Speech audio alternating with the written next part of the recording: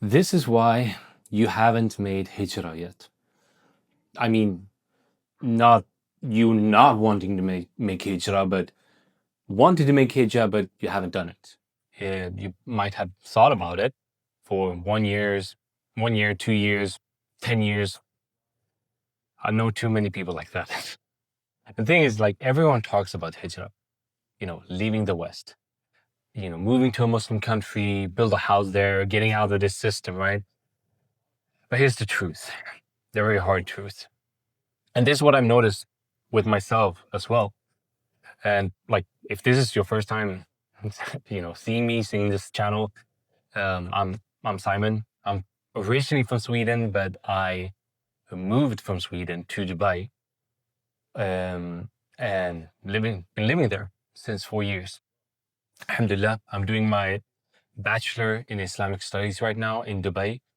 I'm doing my online business, and I have a family there, 2 kids, a wife. So, I mean, if I could do it, you can do it. And this is what I've noticed. You can't make hijrah if you're still shackled. And what I mean by that is, imagine you wanting to do something, but something is holding you back, like a chain, shackles, right? So it could be your job. You're shackled by your job, shackled by comfort. You just, comfortable where you are, living in the West when you shouldn't. Like, if you feel comfortable as a Muslim, raising your family in the West, oh boy, I mean, Shaitan really got you. I don't know how bad he got you. Or maybe you shackled shackled by addiction to all these things, convenience, other addictions that are bringing your health down. You might be shackled by weak habit, weak mindset, weak iman. And subhanAllah, look at this. There's an ayah where Allah says in the Quran about the prophets, He releases them from their burdens and the shackles that were upon them. This is why I like this word, subhanAllah. This was one of the main missions of the Prophet ﷺ, to break the shackles that were holding us back, bringing us down as Muslims. The question is though, like, what are these shackles now here, like in 2025? Well, I would say it's you waking up with no purpose. You're waking up every morning, you have no purpose, and you're being owned basically by your non-Muslim employer. You have a non-Muslim boss, you wake up, you wake up you wake up on time to go to work for this non-Muslim. You cannot wake up on time to pray Fajr. And you're eating all the things that poisons your body. But sure, it might soothe your stress. It might feel like a nice thing in the moment, comfort eating. But your body, if you're looking in your mirror and you see a belly hanging out, or, you're not proud of what you're seeing, the health, like the physical health, you are poisoning your body, to be very frank. And you're delaying your salah. But you never, like I said, delaying a work meeting or getting on to job on time. It's like your whole life, you're living your whole life in a system that is designed by people who don't care. They do not care if you will end up in Jahannam or not. Like, most of them don't even believe in that. So why would they care, right? And that's not freedom. And I remember, this is what I felt like before I was a Muslim. I was working, I, at one point, was working 2 full-time jobs and a part-time job. And it was crazy. And subhanAllah, I spend that time helping helping my bosses to get more money. But, I'm sitting here now, they don't even remember that. They don't even care. They have another employee doing the same things for them, right? It was really a rat race. And I realized that when I became a Muslim. Here's the crazy part. I barely tell this story, but when I became, the first period of time I was a new Muslim, and I went to my workplace, and I decided And that workplace, by the way, I was like, they liked me. I was doing a good job, what you call it, like star employee, whatever, right? And I wanted to pray. It was time for Salah. So I had my prayer mat, right? I put it out there and prayed. And people saw me, right? Right after that, I was called into an emergency meeting because they were worried that I was becoming extreme in my new religious beliefs. They didn't want to say the T word, but it was basically out there. Right? They said all the words except the T word. What's this? And that's why, like, I'm telling you, it's not freedom. It's a prison. And look, hijrah is not just about flying to a new country, buying flight ticket, that's it. It starts, the first steps towards making hijrah is by removing what's making you a slave where you are. Things that are holding you back financially, physically, spiritually. This is what I call the shackles, right? So the question is, how do you start breaking these shackles? Well, I have 4 steps here for you guys. So first of all, you obviously gotta identify them. If you don't know your enemy, you're never gonna beat them. So let's find out what the enemy or who the enemy is. So ask yourself, who is owning you right now? Like ask yourself, who owns me right now? Is it my job? Is it my bank? Do I have, riba loans? Is it my cravings? My screen, like the screen time, or whatever that might be, identify it. And then you can take the second step of rebuilding yourself. You don't need that flight ticket to start preparing for whatever hijrah you're trying to make, but you need to start preparing yourself. Just like when you would, like, look at this. If you would book a vacation to another country with your family or whatever, you wouldn't just like wake up the same day, 1 hour before the flight and just, let's go. No preparation at all. I don't even know what language they speak, what currency they use. Obviously, you would research. Same thing here. You need discipline, first of all. You need to make the salah on time.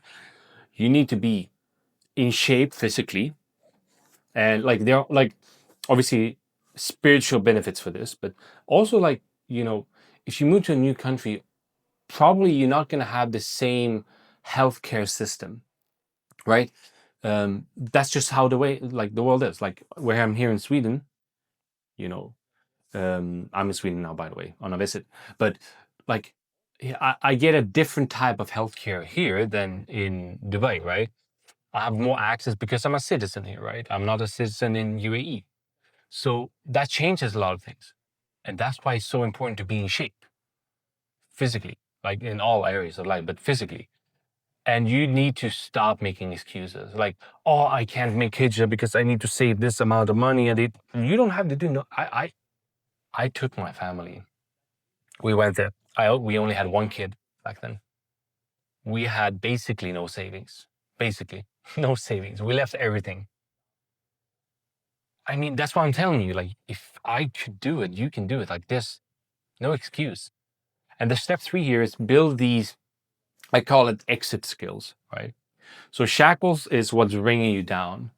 So let's say you have a financial shackle. You're working a 9 to 5, for a non-Muslim boss.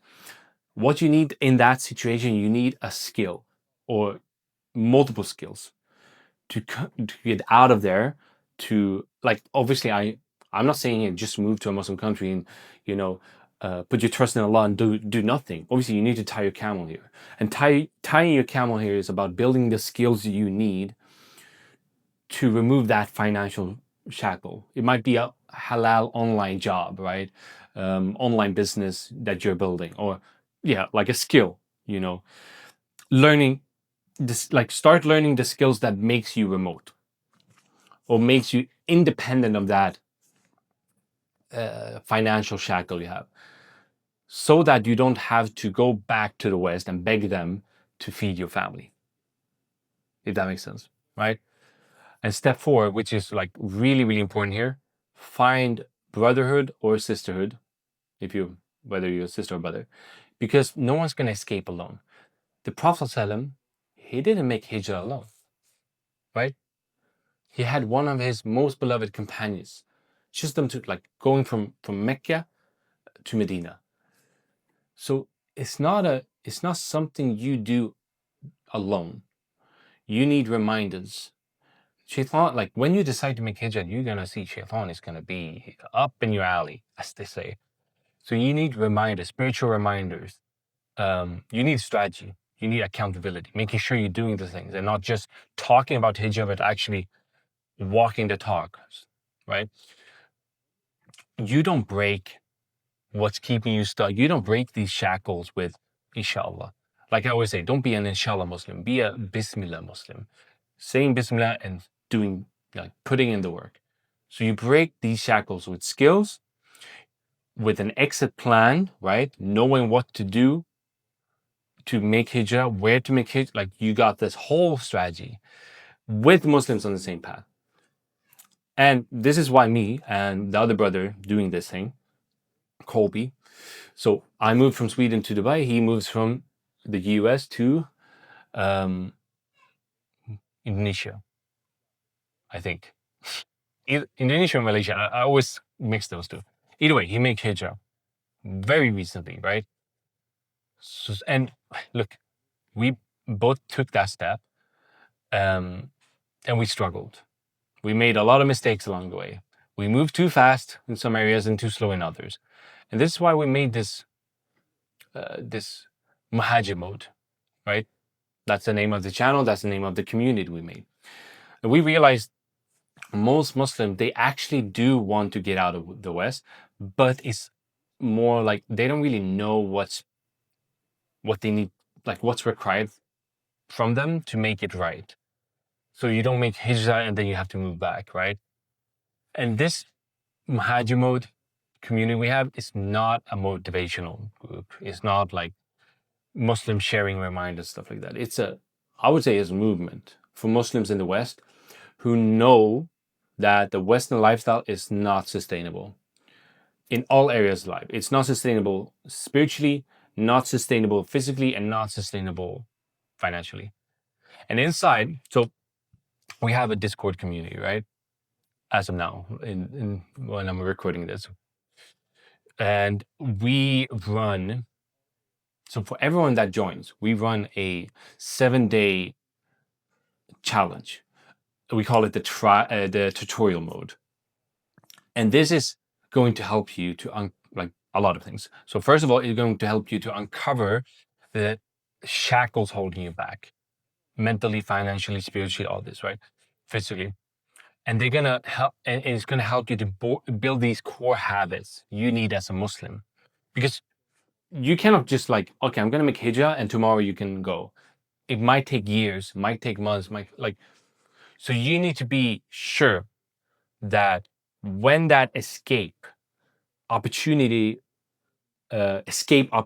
opens up, that you're ready. So that's why you need these core habits, and you need to learn practical skills that will open up this door for you.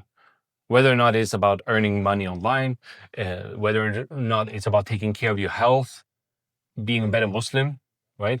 Learning Arabic, learning a language, like whatever that might be, and create your own personal hijrah exit plan. So we have an exit plan that you can take. Everything's for free, by the way. You can take this, join this community, 7-day challenge, tutorial mode challenge, and you're going to get this exit plan that's going to help you execute and create actionable steps. And you can build it with mentors. You can build it with us. And we're going to show you what's needed. And we will walk with you while you build it. So when Allah opens that door of opportunity, you're not, oh my God, scrambling out. What should I do? You're ready. You are ready. So if that's you, I will put the link in the bio. I will put the link in the first comment. I will put it everywhere so you don't miss it. And like I said, the best part is free. So I don't know why you're still watching this video. If I were you, I would go down and just join. So do that, and I'll see you guys on the inside.